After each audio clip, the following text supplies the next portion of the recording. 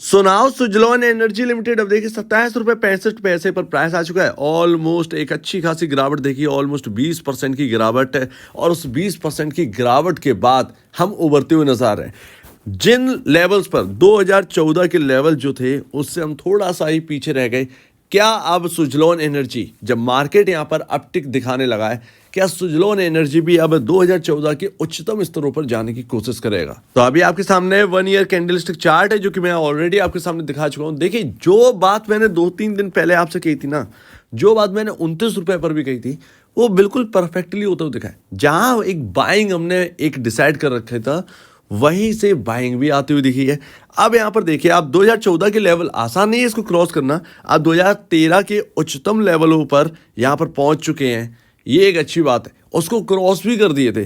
2014 के उच्चतम लेवल है 33 रुपये 75 पैसे के आसपास ऑलमोस्ट। और उसके बाद एक ओपन स्काई यहाँ पर जो है ना क्रिएट होगा, ओपन स्काई सुजलॉन एनर्जी के लिए। और वो ओपन स्काई यहाँ पर ये देखेगा कि आपके Q2 के नंबर कैसे आ रहे हैं। अगर वो Q2 के नंबर अच्छे आ गए तो फिर ध्यान रखिएगा कि ये ओपन स्काई जो है ना, वो आपका 50 तक भी कहीं ना कहीं ओपन है, ये ध्यान रखिएगा। और ये लेवल्स होंगे यहाँ पर ऑलमोस्ट 2011 के उच्चतम लेवल्स, 2011 के उच्चतम लेवल्स, ये आप चार्ट पर देख सकते हैं। और अभी अगर आप देखें तो खबरें चल रही हैं और यहाँ पर कल के दिन बताया जा रहा है कि सेकेंड डे है लोअर सर्किट का। और ASM 4 यहाँ पर स्टेज 4 में यहाँ पर जो है वो सुजलॉन एनर्जी अभी भी बरकरार है।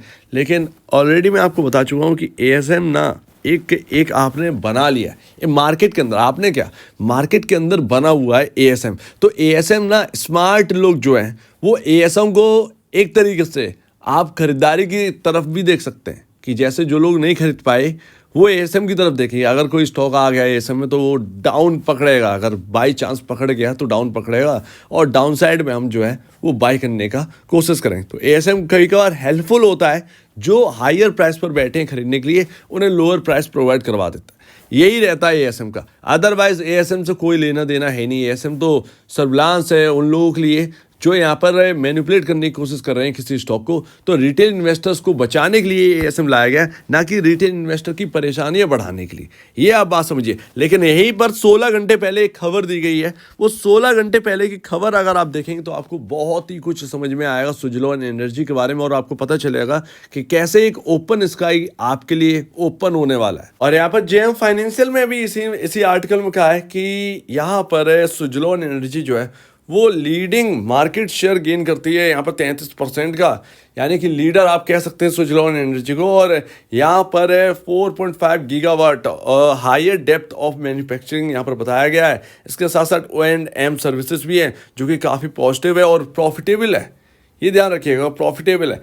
इसके साथ साथ जो इनकी टेक्नोलॉजी, कंपनी की जो टेक्नोलॉजी है वो काफ़ी सुपीरियर है with 3 megawatt sets under testing.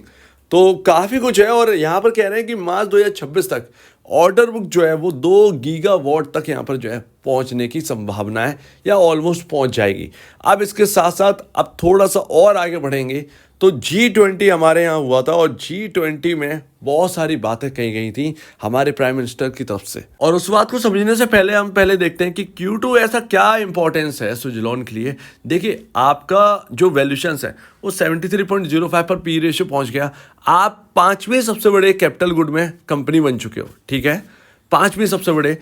इसके साथ साथ वैल्यूएशन निखर चुकी है, बहुत ही अच्छा ग्रो करा है सुजलॉन का स्टॉक, वैल्यूएशन इंक्रीज हुई है। लेकिन सस्टेनेबिलिटी चाहिए, सस्टेनेबिलिटी Q2 ही ला सकते हैं। Q2 में जो प्रॉफिटेबिलिटी होगी, क्योंकि आपने कर्ज बहुत कम कर दिया है, कर्ज की वजह से कहीं ना कहीं प्रॉफिटेबिलिटी अच्छी खासी होगी।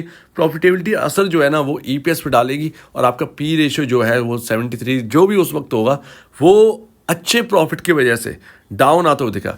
ऐसे में क्या होगा, वैल्यूएशन कंफर्ट आपको मिल जाएगा। यानी कि जो ओपन स्काई की हम बात कर रहे हैं, ओपन स्काई मतलब road to 50 rupees, road to 50 rupees, ये 50 की तरफ एक दिन में कुछ नहीं होता है, 2 दिन में कुछ नहीं होता है, टाइम लगता है, लेकिन ये 50 की तरफ मुड़ सकता है, ये आप समझिए। तो ये ओपन स्काई इसके लिए ओपन हो जाएगा। और आप देखिए कि G20 में क्या बोला गया, 2030 तक यहाँ पर जो है triple global renewable power capacity को करने की बात कर रहे हैं। अब देखिए, बहुत ही बढ़िया है। इससे क्या होगा, ग्लोबल वार्मिंग बहुत बड़ा प्रॉब्लम है, हर देश उससे गुजर रहा है, खासकर इंडिया बहुत ही इंपॉर्टेंट है इसको, क्योंकि हर एक के पास सुविधा नहीं है कि गर्मियों में आसानी से सरवाइव कर सके, आसान नहीं है।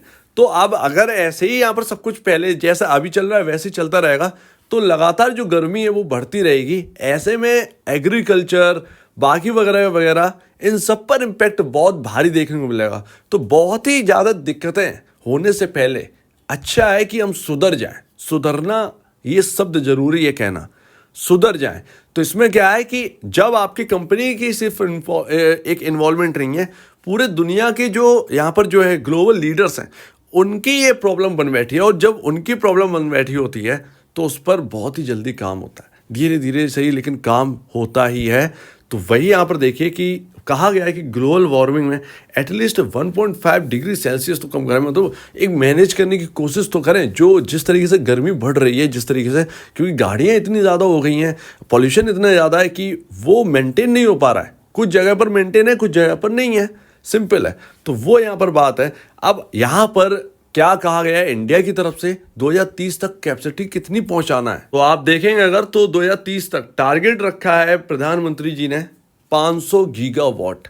और सारी दुनिया का जो एक नज़र है वो इंडिया पर है। रिन्यूएबल एनर्जी के अंदर चाहे आप सोलर देख लीजिए, विंड देख लीजिए, इन पर निर्भर रहना होगा, यही इम्पोर्टेंट है। और इसीलिए सभी की नज़रें जो हैं वो हमारे ऊपर हैं। और यहाँ से जब हम एक तरीके से है ना इलेक्ट्रिसिटी को बाहर भेजेंगे तो उससे भी अच्छा खासा पैसा जनरेट होगा।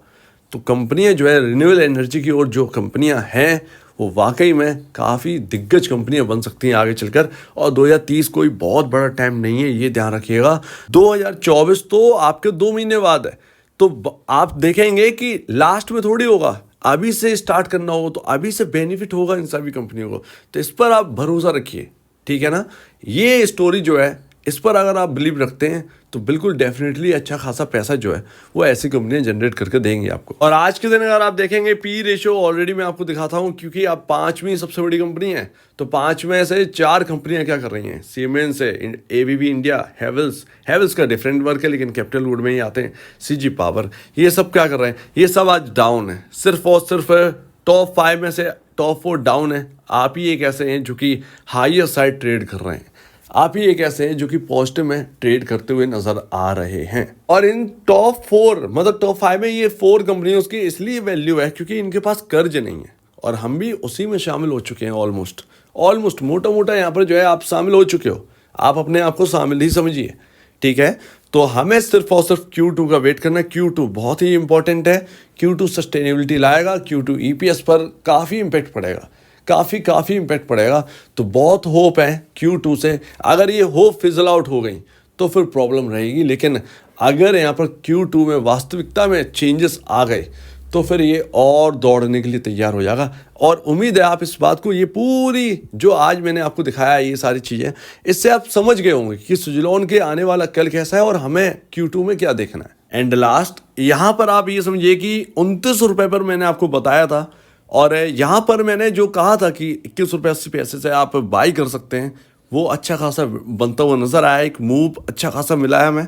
और अभी यहाँ पर देखिए 2014 की जो हायर लेवल है उसको क्रॉस करना आसान नहीं है। 33 रुपये 75 पैसे करना वो आसान नहीं है, वहाँ पर रुकावटें आएंगी, ठीक है, ये ध्यान रखिएगा। लेकिन अभी हमारी जो इंपॉर्टेंट लेवल है वो 25 रुपये, जो कि ऑलरेडी मैं आपको बता चुका हूँ। वैसे तो 26 थे लेकिन आपका 25 रुपये में मान के चलूँगा, क्योंकि एक सेफ्टी पर्पस मैं हमेशा डेढ़ से 2% हमेशा इंपॉर्टेंट लेवल के नीचे एक लेवल ड्रॉ करता हूं, ताकि जब आए इंपॉर्टेंट लेवल के आसपास स्टॉक किसी वजह से गिरावट आए तो हिट ना हो मेरा स्टॉप लॉस, बस ये एक रीज़न रहता है हमेशा।